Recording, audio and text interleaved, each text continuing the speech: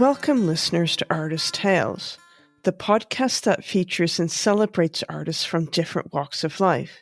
I'm your host, Heather Martin, and this episode is a bit different. I'm talking with Nuala O'Sullivan, who is a film festival director and runs the Women Over 50 Film Festival. Welcome, Nuala. Hello, thanks for having me. Well, thanks for being a guest. It's really good to have you. So tell me a little bit about your background and how you got into running the film festival. Well, I've got a deep background, long background. Long time ago, I was an English as a foreign language teacher and spent about 10 years in Asia. And then when I came back to this country, I eventually got a job at the BBC World Service, where there's actually a part for teaching English as a foreign language, and they make resources for students and teachers. And I was employed to create a soap opera, an online soap opera, just very short, just 1 minute every week. It was online. And the idea was to make this world have a little drama and a cliffhanger every week. And on the back of it, teach points about grammar and vocabulary and all that. And fairly soon into the job, I realized that what was motivating me to get up in the morning was to write the soap opera. I was enjoying that so much. And actually writing the worksheets for vocabulary and grammar, I had been doing that for so long, it wasn't really exciting me anymore. And it made me think that maybe I wanted to do something in the creative writing field. And I eventually left the BBC World Service and took some time to really concentrate on my creative writing. And I wrote for the radio and for theatre. And then I wrote a short film. And it was the experience of, because I was also the producer on that short film, which is called Microscope. And my job was to try and find festivals that we could enter the film into. And then I started going to more film festivals, and it was there that I saw, or rather I didn't see, representations of me either on screen or in the room. And I am now 61 years old. And at the time when I was doing that, I was in my early 50s. I can't remember, 51, 52. So it was really my first experience of the invisibility of the older woman, the middle-aged woman. And I thought, actually, I want to do something about that.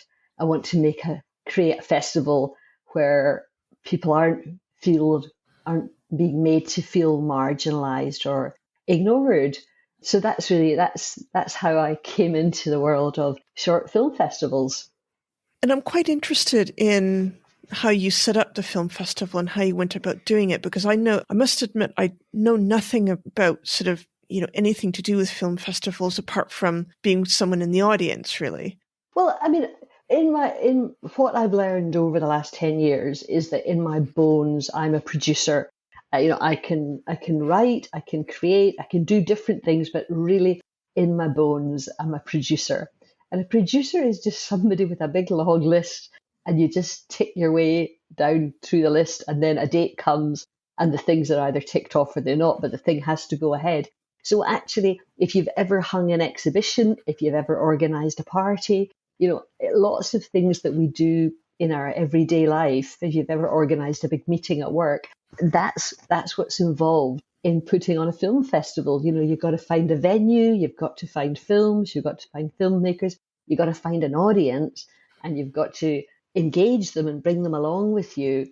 And then you've got to put on some great films and, have good guests, all that kind of stuff. But I wasn't trained as a film festival producer. So actually a lot of it was guesswork. And I think I've got pretty good instincts, but over the years I've honed and learned, and of course gone to a lot of festivals and as an audience member and as a speaker and as an invited person or when I was a film producer. So I've seen festivals from all different angles, and I think that's always very helpful in any walk of life, and particularly in the arts. If you can see an art production from different sides. I remember in the early days, I was a volunteer at the BFI Flair, the LGBT film festival, because I wanted to know what it was like to be a volunteer at a film festival. And then that has really informed how we work with volunteers at our festival. So I think it's important to get that all round 360 look at any kind of project. And just to say, BFI for our listeners is the British Film Institute. It is indeed, yes. Just so, for the benefit of listeners. So it sounds like you've, before getting into setting up your own festival, you were involved with at least BFI Flair. So you had some experience, at least helping out. Mm-hmm. So, starting from scratch to me sounds quite daunting. So did it start small? Like, what were your goals in, I guess, the first year or two to try to build up this film festival? Well, in the first year, I just wanted to know if I was an outlier or if there were really other people like me. I really felt very alone in those early years when I was going to film festivals on my own. And you know me, Heather, I'm not backwards about coming forwards. I'm not a shrinking violet sort of person. So I'd never found it difficult to be in any kind of art situation, being at an exhibition or being at a play or being at a film, and then in the bar afterwards, I would quite happily talk to strangers about the art that we've both just experienced. But I found I was being literally overlooked in the bar. I could track people's eyes as they went round the room and they went up and over me and round. So the goal of the first year was to find out, is there a lot of work around by older women and about older women? Because really I could count on the fingers of one hand the number of older women who were totally carrying a film, totally carrying a TV series, 10 years ago. There's a few, of course, well-known stars like Judi Dench and Meryl Streep and all the rest of them, but they're not opening films week after week the way that younger stars are. So I wanted to know, first of all, was there actually a lot of work around, a lot of short films made by older women?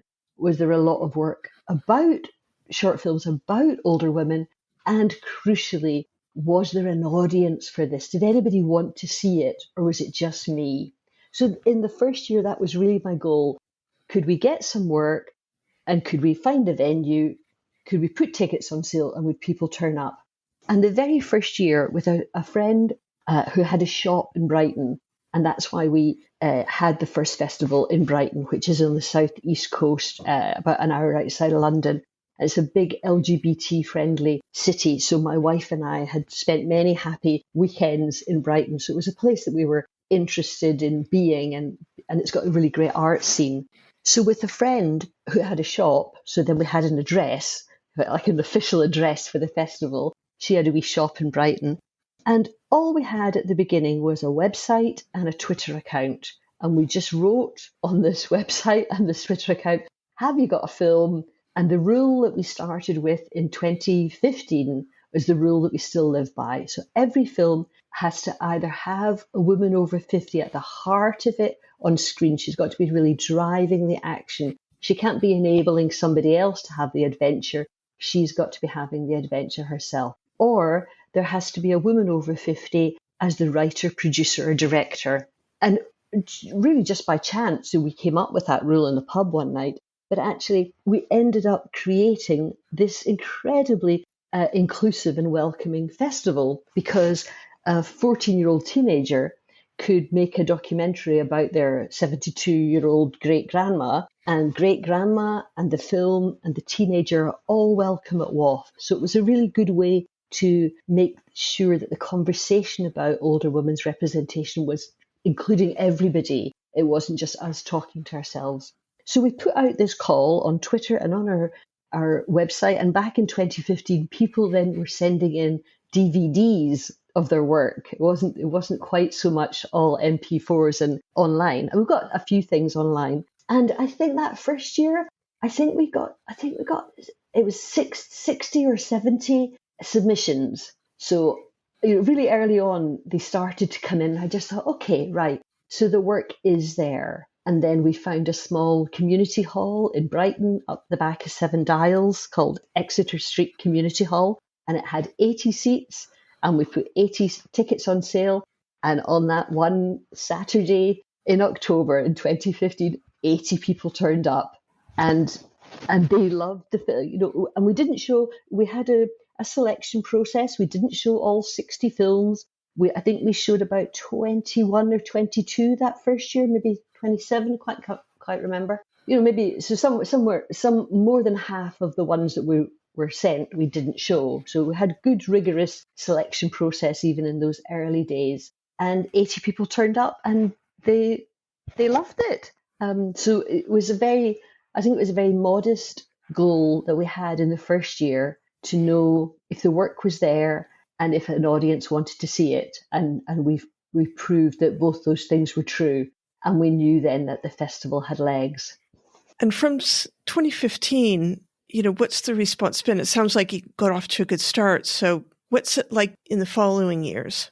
So it just got bigger and bigger and bigger until it didn't. And that was about COVID. And COVID, I think, for a lot of people, and I listened to a lot of guests that you've had in your show and conversations I've had with people, I think the years of COVID, which we are frankly still in some ways, but those lockdown times, I think gave a lot of us a chance to just reassess what was important and maybe thinking about were we pushing ourselves too much, and the great move to having things accessible online made me really think about how accessible WOFF was, and it made me think actually my new mantra became better, not bigger, and that became really important to me, that we had gone from it's really it was almost a half day the first year, and we had increased in size in the festival to a day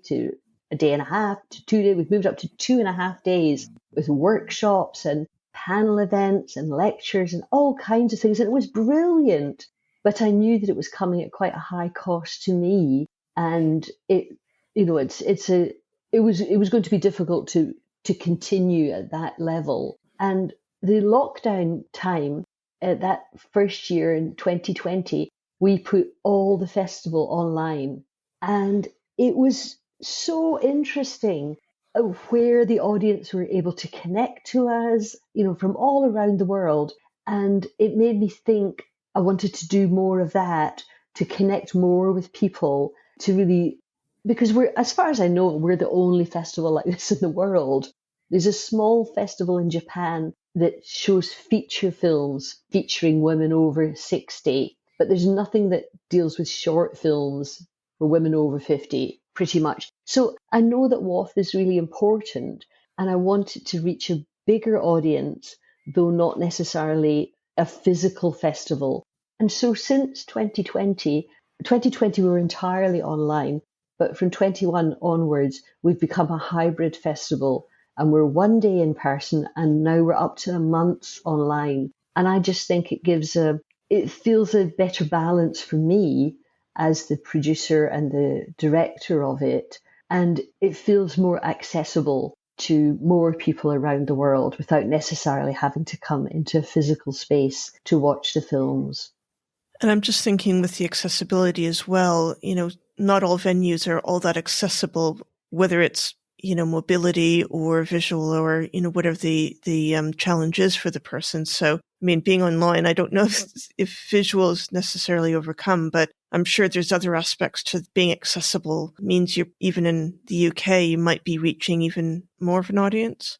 Yeah. Having said about accessibility, I have to give a huge shout out to our home cinema, which is Depot in Lewis, which is about 10 minutes away from Brighton. And it is a really magical venue, and it's totally green. It's got a massive big garden. It's got a bar and a restaurant, and it's all on one level. So it's wheelchair accessible. And in terms of the accessibility they're doing for people with visual and hearing disabilities is really phenomenal. And I also would say that at WOFF, since I think for the last 5 years or more, all the films that we show are subtitled. So we are aware of many of those barriers that might stop people coming to a festival. But I absolutely take your point. It could be more accessible than having a film festival in your own house, because you can set it up exactly the way that you want to.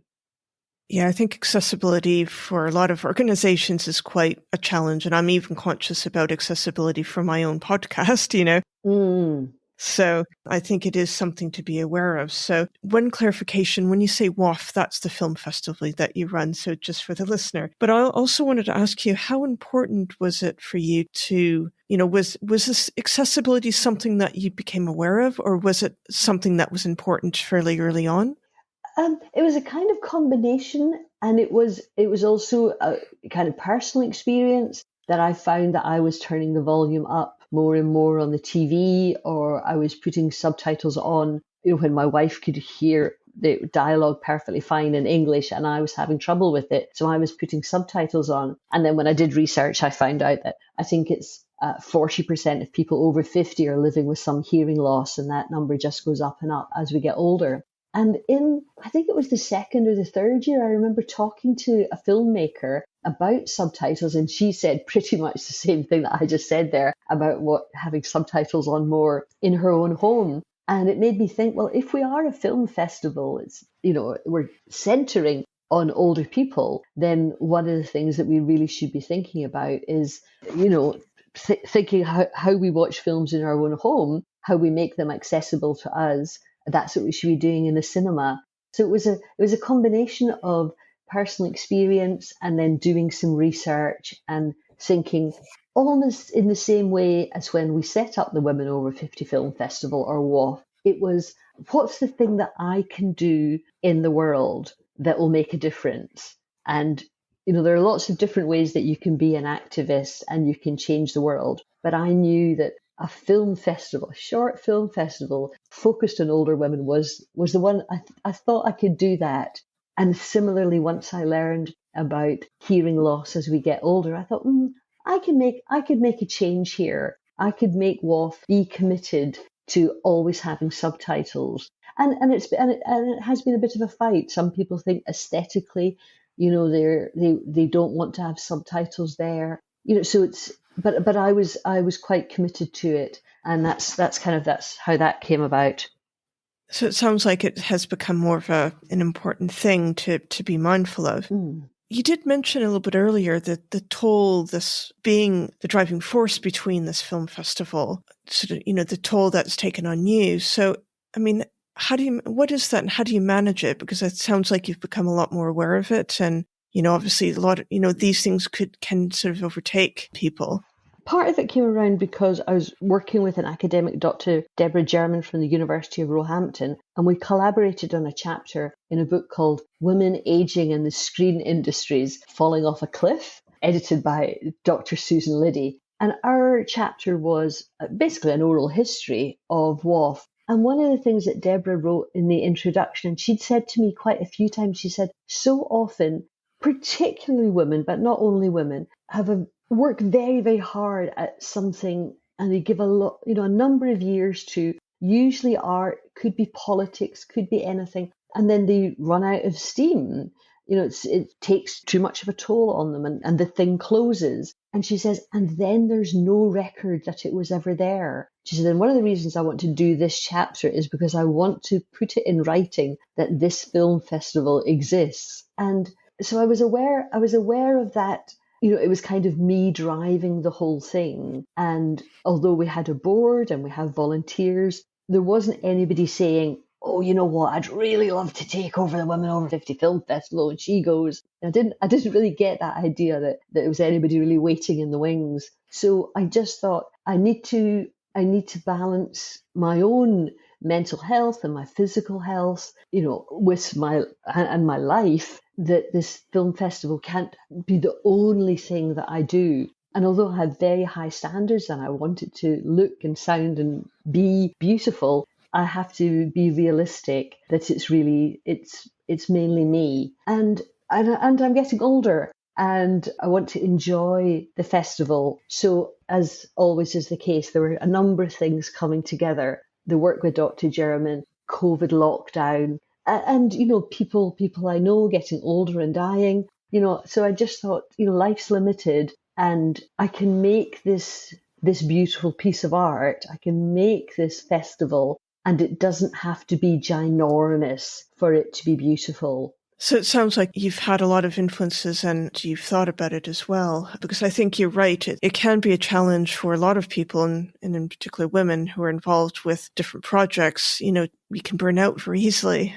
The focus is women over 50, but I'm wondering whether you're also conscious of, intersectionality. Of what I mean by that is they're women over 50, but the experience of women over 50 is diverse. There are people from different socioeconomic backgrounds, people from different faiths, people from different cultures and, skin colors and even sexualities and that sort of thing. So I'm wondering how much of that comes into the film festival as well.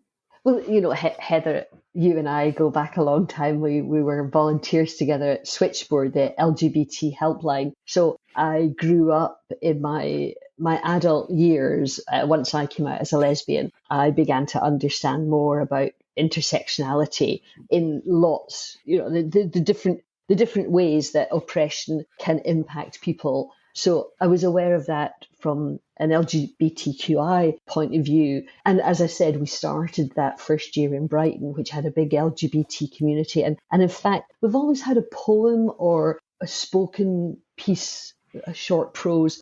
Most years at WOFF, we've commissioned somebody to write a piece which they perform. And the brief has always been, write something about older women and film. So it couldn't be any more broad. And we've had just fantastic films, women in Wales and women in England, just all different kinds of women with all different kinds of stories. But the very first year, our festival was opened with a poem about Clara Bow, and it was by Alice Denny, who's a trans spoken word poet. And from that very first year, we were very clear that we were a trans inclusive festival, so we were, we really kind of put our stall out. And actually back in 2015, there was no controversy about that at all. That's just something that's kind of come up in these last years, but we've always been very trans inclusive. And this year we had our very first non-binary, really beautiful film, non-binary representation on film. We've always been aware of that, I think, again,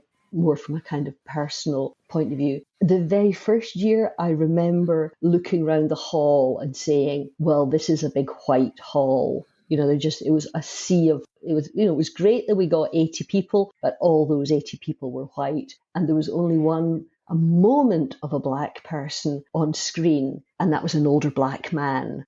And that was just a reflection of the films that we got. I mean, it wasn't that there were, of the films that we didn't play, there was none that had any better representation. So from that first year, I knew that we were going to have to do more to show more diversity on screen in all of those other areas that you mentioned: disability, race, ethnicity, religion, lots of different areas. And that's something that we work very hard at in terms of how we get our message out and who we encourage. And for example, this year we had our first ever film from the travelling community in Ireland. So each year we're reaching further out and further out to try and get as much representation and to make people feel that WOFF is a festival that belongs to them.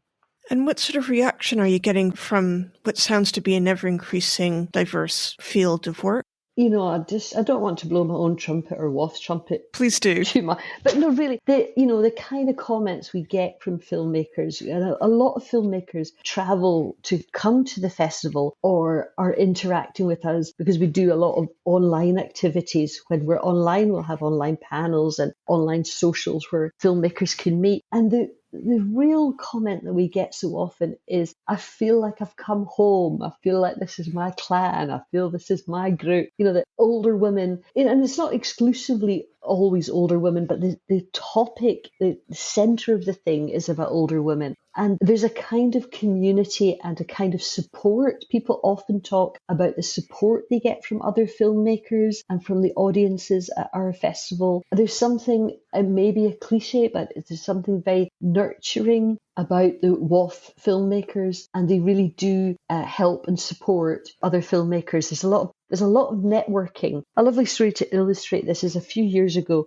we have a short script competition. And a short script came in and it won the top prize in the competition. It was a film called Weightless, and it was by Louise Monaghan. And 2 years later, now this year, that script had been produced and made into a film, and it came into our festival and it played on the big screen at Depot. It had Toya Wilcox in the starring role. If any of your listeners of a certain age might remember who she is, great singer from the 80s, I'd say.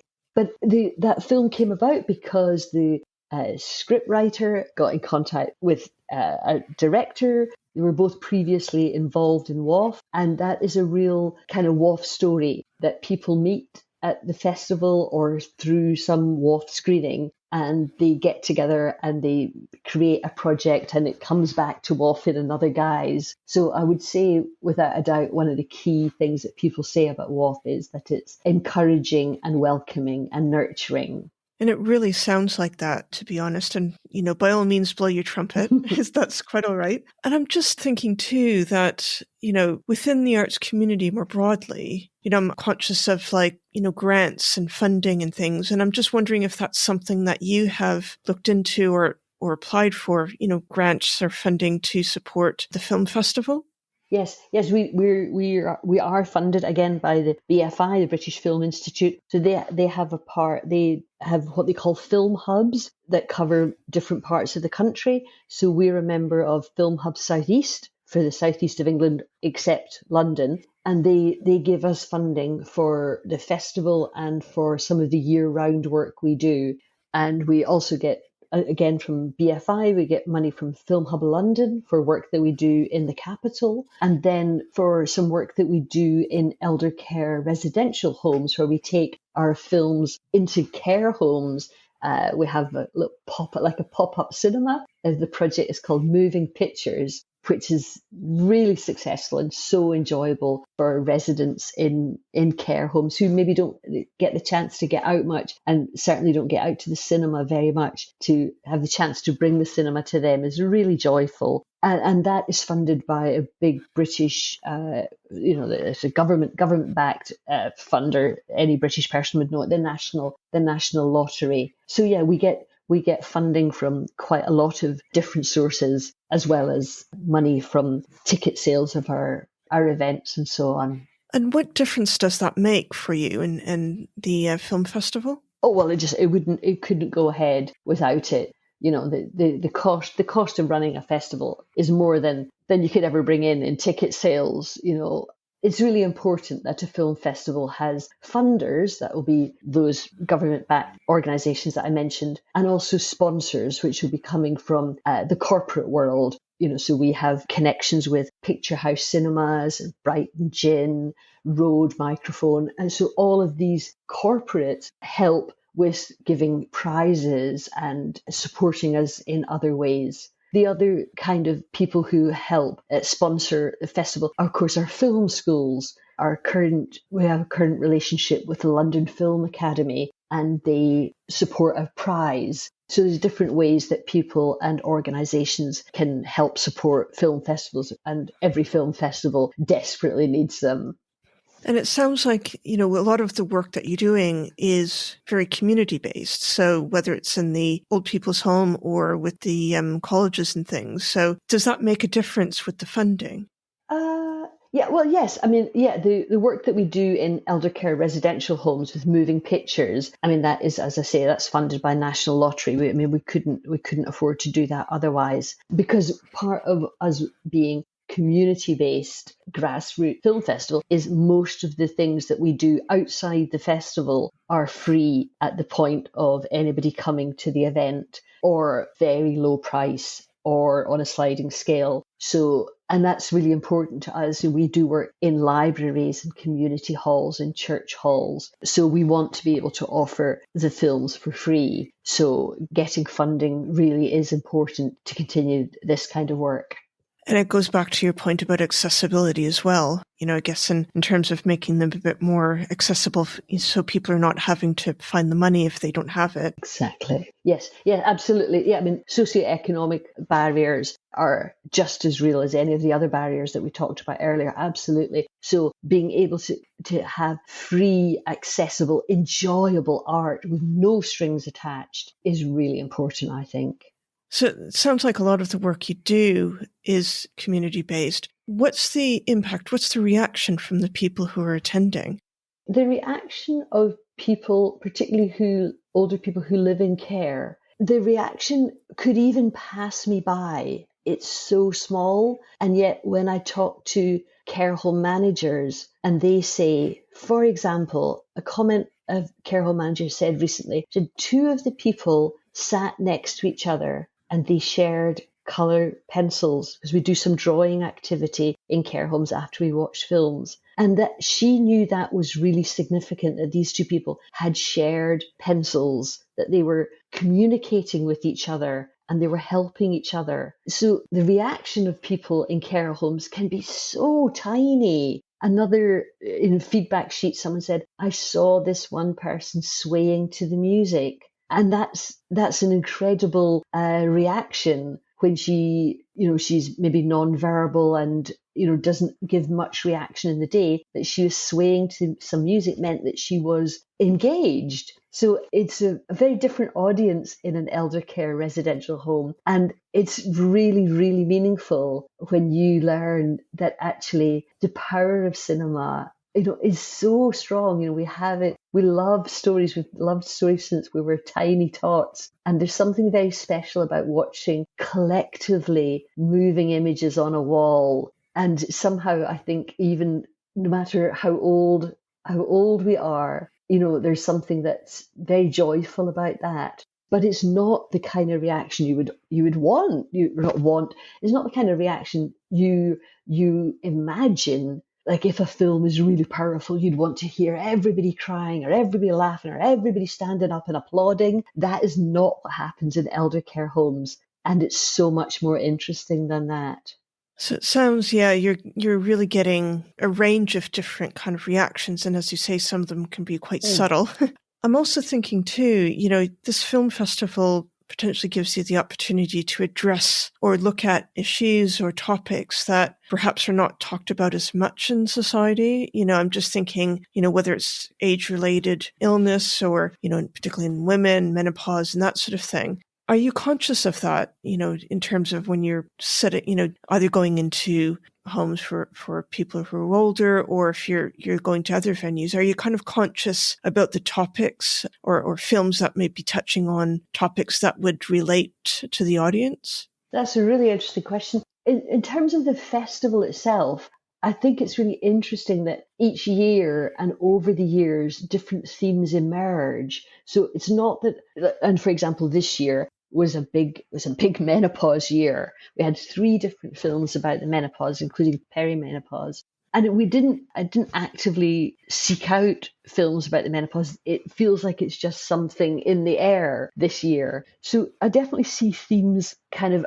rising, and often it will be around aging and aging bodies. And that's just a huge topic in itself. And we often get films about things that women are coming back to, often something that brought them enormous joy when they were young. And then something happened and they were just kind of pushed off kilter a bit. And I'm thinking about films where women go back to painting, they take up photography, they do knitting and crafting and swimming and dancing. And all of these things, I'm beginning to see a pattern. And I think there's something happens to us in particularly kind of around our teenage years. And we're kind of shamed for liking to knit, or the way we look in a swimsuit, or the way that we dance. And there were all these things that we just did really without thinking when we were young. And then somebody kind of said, no, that's not really how you're supposed to do that. Or who do you think you are? Or,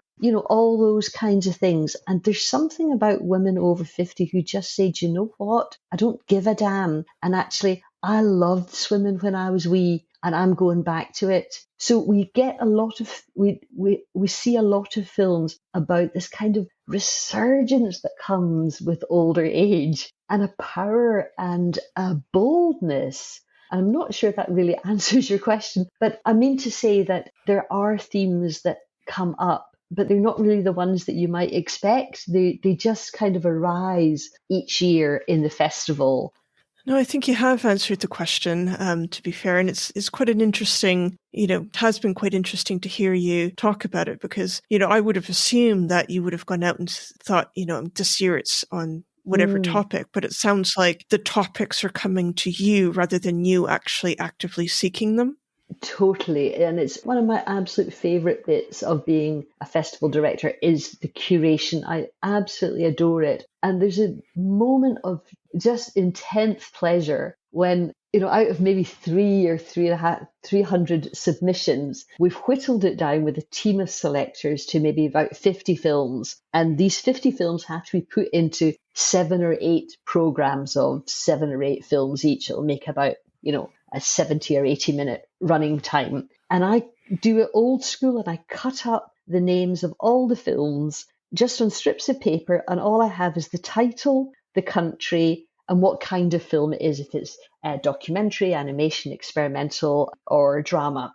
And I put them all out on the table and I just shuffle them around and around and around. And these themes, these program themes emerge. And I think, I see. This is all about secrets and lies. I get it. And then I put the films together. Maybe I'll have about 10 and think, I've got 3 Canadian films there. That's too many there. Or I've got 5 animations. That's not going to work. So it's a kind of process of being very practical about how many minutes and how many films and the variety of films that I want in a program. But then there's something else that's just unquantifiable, really. And it's about the theme that emerges and why these films go together. And it's one of the things that I really enjoy very much. So there's the themes that come up within the films themselves, and then there's the themes that come up in the curation of how the films are put together in any one program, I'd say. So it sounds like a dual process in a way. So what's next? Where do you think you might go with the film festival? Well, I'm very happy ticking along as is. We're doing more, every year we do more intense community work. And we're doing online screenings with carers and elder care residential homes. And then we also screen feature films occasionally with short films attached. We've got one of them coming up soon. But it's more of the same. And I think really it's business as usual, which I think is not very flash bangy whizzy, but it's the reality of what producing a film festival every year can be. It is business as usual. We've got a really good setup and we want to just, mine it like a diamond, just really keep shining it and keep polishing it. We are coming up to our 10th year is next year. So that feels like there might be a wee bit of birthday cake action and there might be a wee few balloons and things like that to mark 2024 as a slightly different year. And I think it's well deserved. I mean, the fact that you're going 10 years in many ways is an achievement, but it's testament to you and the festival, I think. Absolutely. So thanks, Nuala. It's been really, really wonderful chatting with you. Thank you so much for having me. I think it's really interesting that a lot of your podcasts have been about photographers. So I feel very honoured to be in amongst all these great photographers. Thank you so much for having me. No worries. I have to say, predominantly they're photographers, but I'm conscious of not just speaking with photographers. So there are other artists as well. But yes, you're right. There are a lot of photographers, but it's great having you. I think certainly I'm very aware of having different voices, different angles, different artistic bents, because I think, it's all very interesting and it's just different ways of doing things, isn't it? Totally. Yeah. So great. Thank you. Great. Well, look, really lovely catching up with you, and I hope to speak to you again soon. Thanks for having me. Thanks for listening to this episode with Nuala. I hope you enjoyed listening to it. More information about Nuala, including social media handles, is in the podcast notes. I'd really appreciate it if you could rate and review the podcast in the podcast apps. In the next episode, I speak with Frankie McAllister, who is a Northern Irish photographer based in London. Here's a clip of her conversation. An Irish photographer based in London, and my Irish father was actually quite an accomplished oil painter, although that was never his career. And I think I got my visual eye and my creative instinct from him, and also my love of landscape, which is my primary subject as a photographer. I look forward to you joining me in the next episode.